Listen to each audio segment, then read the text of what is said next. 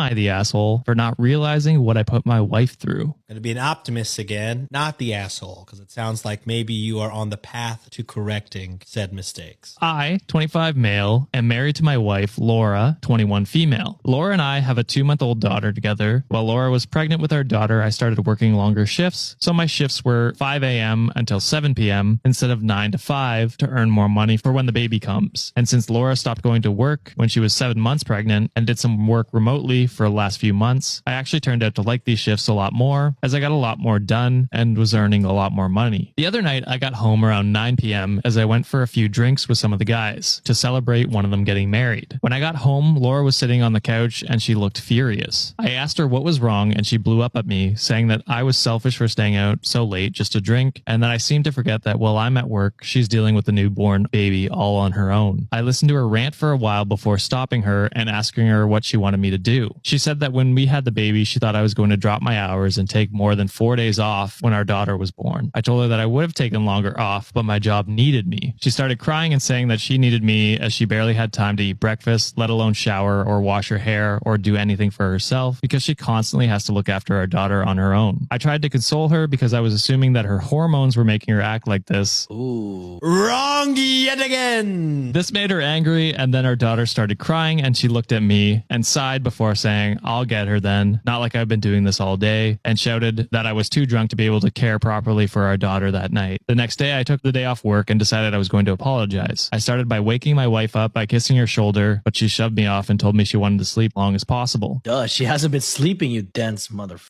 I went to make breakfast when Laura came down with our daughter. I asked how she was feeling after last night, and she rolled her eyes and said that she was still upset and everything didn't magically fix itself overnight. I sighed and said, "Can't you see that I'm trying?" She looked at me and said that it was too little too late. Just because I took 1 day off work, that wasn't going to fix everything. I feel like I've tried being reasonable and she's thrown it back in my face. So people have read it. Am I the asshole? Yes. Yeah, dude. Y'all have not talked about it at all. You didn't even get the baby. That's what I was going to say. She still got the baby. You tried to wake her up on a day where she could finally sleep in. You tried to wake her up. I don't know if you truly understand what she has gone through and what she's continuing to go through when you're not there to help. And it sounds like you're not really helpful when you are there. Yeah.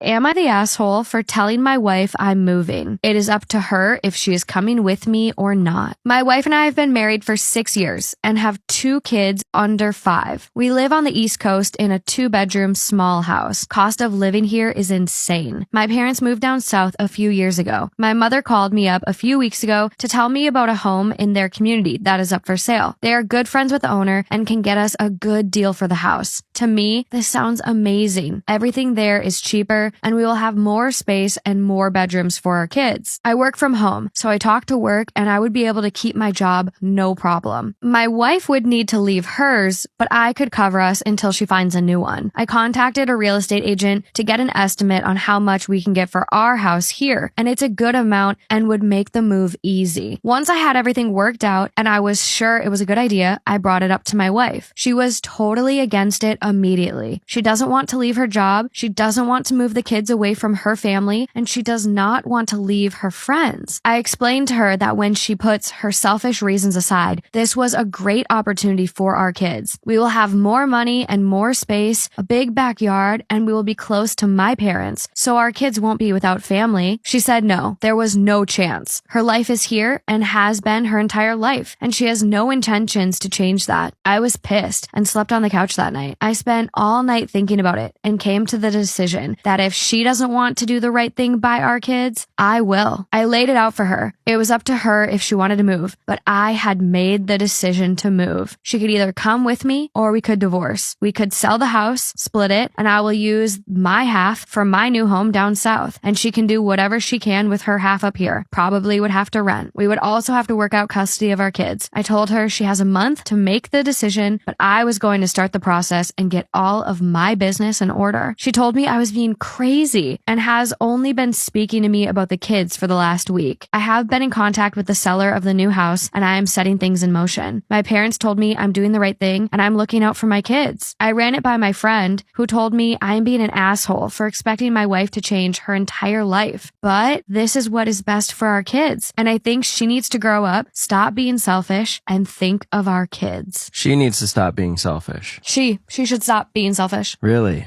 She is so fucking selfish. This is the most selfish lady I've ever heard. Time for divorce. It's unfortunate, but I don't see another way around this one. To be with someone that makes such huge decisions on the flip of a coin. Seriously. And some weird feels like under manipulation by his parents and is just kind of framing it all to sound like, oh, it's better for us, but really it's better for him. It's scary. I mean, this is almost as scary as someone coming up to you and being like, I'm not in love with you anymore. I mean, this is scary. It almost feels like that though. Yeah, because it's like he does not care. I ruined my sister's gender reveal out of spite. Straight into it, my sister had been sleeping with my then boyfriend and only revealed the fact after we got engaged, so as to save me from getting married to a cheater, and because she felt remorseful and ashamed. I broke up with him and cut off my sister, only tolerating her during family gatherings, which I rarely ever came to if I knew she was going to be there. I moved to another state for a job and to start afresh, so I've been away from home for quite a while. Months later, I was told my sister and ex-boyfriend got engaged. To say I was livid was an understatement, but I wasn't going to let them disturb me from my life. Again, I don't understand the fascination with being with someone who is with your sister. That is disgusting. Gross.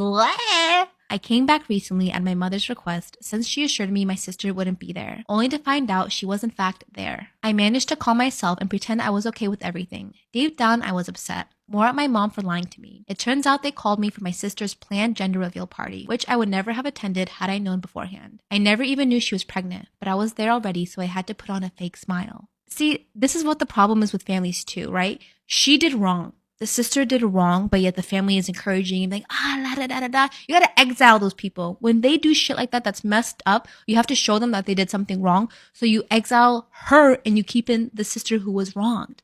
Like, why are you still supporting her after she did all that bad shit to one of your own kids? Night came, and for the first time in a long time, my sister engaged me in a conversation and apologized for everything and wanted to make up. I wanted to bite her head off and to tell her to go to hell because the freaking audacity. But then she told me about the gender of her baby. She already knew, to try and rekindle the times where we used to tell and trust each other with everything. At some point as we were talking, I was reminded of when we used to be best friends, and honestly, I was tired of the bitterness and wanted to let bygones be bygones. I watched her plan out everything, spend a ton of money and get excited and all. But just the night before the gender reveal, my ex-boyfriend showed up and it took me right back to the past. It kept playing over and over in my head how I was betrayed by them, and I got absolutely pissed at how they were happy even after what they did to me. I realized I never had the intention of ever forgiving them, so in an attempt to get back at them, I told everyone of the gender of the baby right there and then. One glance at her and she was on the verge of tears, staring at me with a cheating scumbag. She didn't say anything and just stormed off. It was awkward. Everybody immediately knew why I did it, so it didn't come as a surprise. Nobody said anything and we all called it a night.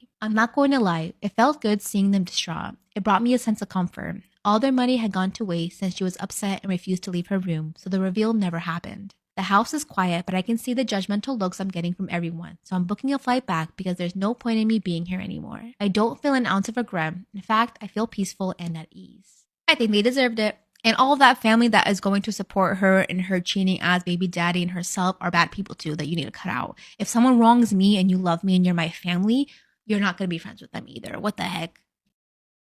Do you have a bestie that's a little bit toxic? Story time. Disclaimer, this is my story. When I was 20, I moved to LA. I was so broke, I had 4 jobs at the same time. I worked at a hookah lounge where I cleaned the toilets and served. I also worked at a Mexican restaurant, I walked dogs, and I was a personal assistant. The Mexican restaurant I worked at was on Sunset Boulevard. And boy oh boy did I meet a lot of celebrities. On one occasion, I met a girl who was in a couple of movies. Is she in movies now? No, she's not. So I would say she's like an F-list celebrity. She was the type of girl that got everyone's attention, wanted to be the life of the party. And as soon as I walked up to her table, this girl wanted to adopt me. She kept saying things like, oh my gosh, you're so cute. Right away, she was acting like my best friend. It was as if the it girl, the popular girl at high school, wanted to befriend me. I fell for it hard and fast. She had a lot of money, and because I was so broke, she would pick me up and take me places with her. She took me to a couple of industry parties. This is where her envy was showing. She introduced me to a couple of people. And by a couple of people, I mean huge celebrities. But you know how she introduced me? You guys, meet my little friend. Her name's Esther, and she's a struggling actress. She works at a Mexican restaurant. I wanted to crawl in a hole and never come out. After she embarrassed me on purpose by introducing me as her little friend who works at a Mexican restaurant, I wanted to crawl in a hole and die. I was standing in front of a bunch of celebrities, while this F-list celeb made me feel so small. But she was also the kind of girl that would recover really quickly. She would start complimenting me on how beautiful I was. So I would feel better about her having just embarrassed me. I would somehow just justify it in my mind. She was also the type of girl that would start telling me all of her secrets. And this is when I made a big mistake. I started trusting her with my own secrets. And this is what those toxic besties want. They want you to trust them so quickly and for you to fall right into their trap. Well, I did. I talked to her about my relationship with the fiance that I had at the time, and I even confided in her about the essay that I had experienced. And before I knew it, she started copying my style. My first language is Spanish, and sometimes I answer in Spanish. If you ask me, do you want a bottle of water? Sometimes I'll say sí or no. So she started saying sí or no. And I laughed when this happened. I quickly realized that I was influencing her more than she was influencing me. On one occasion, she invited me out with her friends. Suddenly, I became the topic of conversation. All of her girlfriends started asking me about my SA and what that was like. And they started bringing up all the issues I had with my fiance. I realized that everything I had told her, she repeated back to them. I felt like an animal in a zoo. They stared at me, asked me questions, and waited for me to answer. They lived for the drama. My drama, to be exact. After that, I realized she wasn't a friend. She was a frenemy, a gossiping, drama-addicted frenemy, waiting for me to fail so that she can feed off of me. You know you have or have had that bestie. And if you still do, I think you know what you need to do.